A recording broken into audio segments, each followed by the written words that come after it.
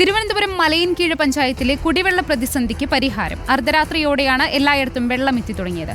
18 ദിവസമായി വെള്ളമില്ലാതിരുന്ന പഞ്ചായത്തിൽ മന്ത്രി നേരിട്ടിടപെട്ടതോടെയാണ് പ്രശ്നത്തിന് പരിഹാരമായത്. പഴയ പൈപ്പുകൾ മാറ്റി പുതിയ പൈപ്പ് ലൈനുകൾ സ്ഥാപിക്കുന്നതിന്റെ ഭാഗമായാണ് മേഖലയിൽ ശുദ്ധജല വിതരണം മുടങ്ങിയത്. അശ്വിൻ ഡിയാഗോയുടെ വിശദാംശങ്ങളുമായി. അശ്വിൻ, ഏതായാലും ഈ മലയൻകീഴ് പഞ്ചായത്തിൽ കഴിഞ്ഞ 18 ദിവസമായി കുടിവെള്ള പ്രതിസന്ധിയായിരുന്നു. മേഖലയിൽ ഇപ്പോൾ ഈ കുടിവെള്ള പ്രതിസന്ധിക്ക് പരിഹാരമായെന്ന് അറിയുന്നു. എന്താണ് സാഹചര്യം? എല്ലാവർക്കും വെള്ളം കിട്ടിത്തുടങ്ങിയോ അശ്വിൻ?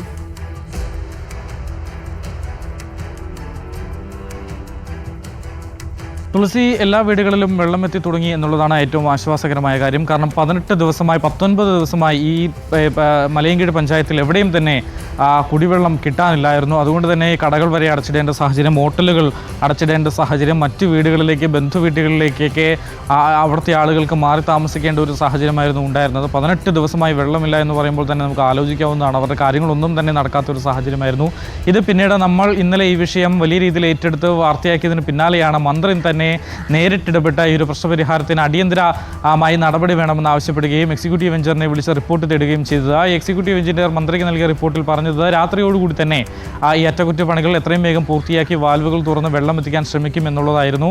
രാത്രി 12 മണിയോടുകൂടി തന്നെ പല മേഖലയിലേക്കും വെള്ളം എത്തി തുടങ്ങി എന്നുള്ളതാണ് നമുക്ക് മനസ്സിലാക്കാൻ സാധിച്ചതും.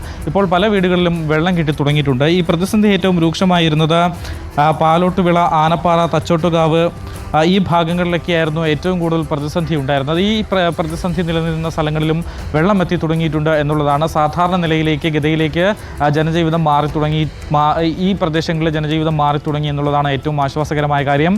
ഈ ഭാഗങ്ങളിൽ പഴയ പൈപ്പുകൾ മാറ്റി പുതിയ പൈപ്പുകൾ സ്ഥാപിക്കുന്ന പണികൾ നടക്കുന്നുണ്ടായിരുന്നു. കുറേ കാലമായി നടക്കുകയാണ്. ഇതിൻ്റെ ഒരു മെല്ലപ്പോക്ക് കാരണം റോഡിൻ്റെ അറ്റകുറ്റപ്പണികൾ പോലും നടക്കാത്തൊരു സാഹചര്യമായിരുന്നു.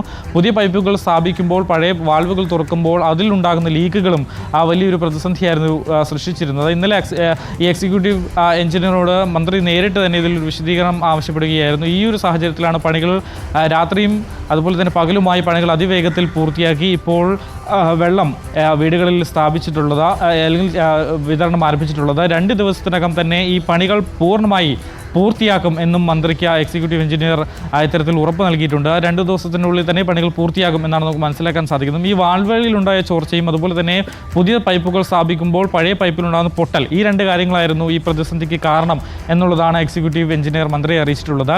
ഇതിലും ഏറ്റവും ആശ്വാസകരമായ കാര്യം വീടുകളിൽ വെള്ളമെത്തി തുടങ്ങി എന്നുള്ളത് തന്നെയാണ്. ശ്രുതി.